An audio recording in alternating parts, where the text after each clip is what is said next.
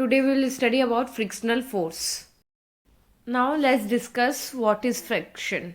So, friction is defined as the resistance offered by the surfaces that are in contact when they move past each other. अगर मैं इसी को simple भाषा में बात करूँ तो फ्रिक्शन जो होता है वो अप्लाइड फोर्स के मोशन को रेसिस्ट करता है. लाइक अगर आप किसी डायरेक्शन में फोर्स लगा रहे हैं उसके अपोजिट मोशन में उसके अपोजिट डायरेक्शन में वो फोर्स लगा के उसको रेसिस्ट करता है. तो फ्रिक्शनल फोर्स यही होता है कि किसी भी फोर्स को रेसिस्ट करना. तो this is frictional force. Friction provides traction that is needed to walk without slipping. इसका क्या मतलब है?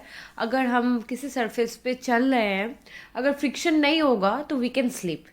एंड मैं एक कमाल की बात बता दूँ, डैट फ्रिक्शन जो होता है हमारे चलने के डायरेक्शन में लगता है. लाइक हम बाकी चीज़ों में ये देखते हैं कि फ्रिक्शन अपोजिट डायरेक्शन में लगता है, पर फ्रिक्शन जब हम चलते हैं we walk on the floor तो वो हमारे चलने के डायरेक्शन में लगता है. Friction is helpful in most cases, however, they also offer a great measure of opposition to the motion. In addition, about 20% of the engine power of automobiles is consumed in overcoming frictional forces in moving parts. ठीक है. Next, we will discuss that in the next section. Let us go through some of these factors. तो friction के advantages भी होते हैं, friction के disadvantages भी होते हैं. इसलिए हम मोस्टली ये कहते हैं कि friction is a necessary evil.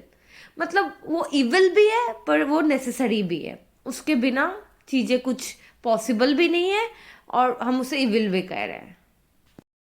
Next we will discuss what causes friction. Friction is caused due to the irregularities on the two surfaces in contact. So when one objects move over the other, these irregularities on the surface get entangled, giving rise to the friction. The more the roughness, the more irregularities and more significant will be the friction. So, अगर हम simple word में बात करें तो friction जो होता है हमारे अमाउंट ऑफ रफनेस या amount of irregularities of a surface पे डिपेंड करता है. जितना ज़्यादा रफ सरफेस होगा, जितना ज़्यादा इरेगुलरिटीज होगा, वहाँ पे उतना ज़्यादा फ्रिक्शन होगा. और जितना कम रफनेस होगा, मतलब जितना ज़्यादा स्मूथनेस होगा, जितना ज़्यादा रेगुलर सरफेस होगा, वहाँ फ्रिक्शन कम होगा.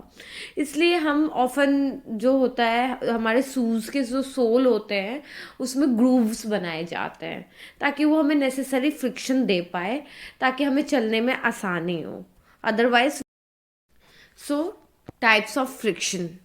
There are 4 types of friction and they are classified as follows: static friction, sliding friction, rolling friction and the fluid friction.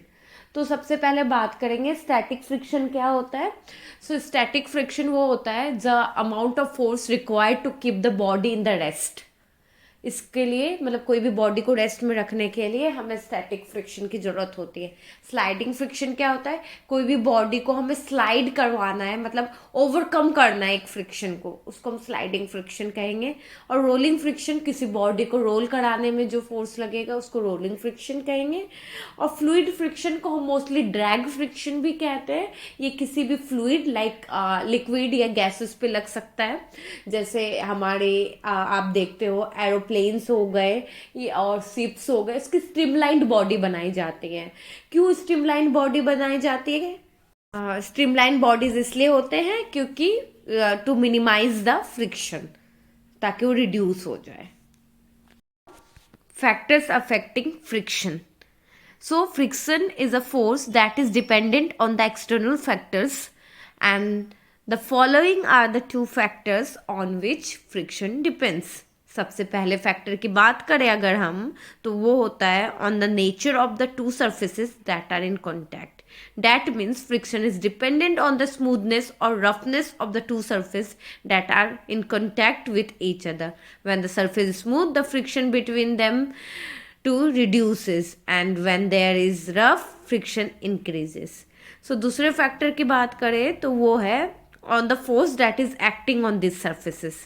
Friction increases when the force is applied along with the irregularities. So these 2 factors are the important for friction. The last topic is application of friction. So friction finds application when matchsticks are ignited. तो जो हम माचिस जलाते हैं, जो माचिस की top का पार्ट होता है वो रब होती है और फ्रिक्शनल फोर्स की वजह से ही इग्नाइट होती है. फिर दूसरा एप्लीकेशन है motion of the piston in cylinder is an application of friction. फिर तीसरा है it is possible to write on the book and board as there is friction between pen and board. और भी मैनी एप्लीकेशंस होते हैं कि हम बैठे हैं टेबल चेयर पे, वो फ्रिक्शन की वजह से है. हम हाथ में कुछ कैरी कर रहे हैं, वो फ्रिक्शन की वजह से, इसलिए फ्रिक्शन इम्पॉर्टेंट है.